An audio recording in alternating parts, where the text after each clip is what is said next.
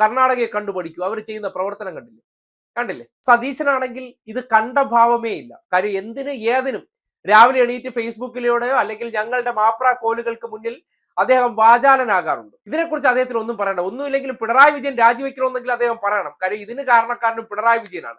അവിടെ കർണാടക സർക്കാരിനുണ്ടായ സാമ്പത്തിക ബുദ്ധിമുട്ട് ഉണ്ടാക്കിയതും പിണറായിയാണ്. കാര്യം പത്മജ വേണുഗോപാൽ BJP-യിൽ പോയാൽ അതിന് ഉത്തരവാദി പിണറായി വിജയനാണ്. കെ മുരളീധരൻ തൃശ്ശൂർ തോറ്റാൽ ഉത്തരവാദി ആരാണ്? അത് പിണറായി വിജയനാണ്. പിന്നെ സ്വാഭാവികമായിട്ട് കർണാടകയിൽ ഇപ്പോ പെട്രോളിന് വില കൂട്ടിയിട്ടുണ്ടെങ്കിൽ ഉത്തരവാദി ആരാണ്?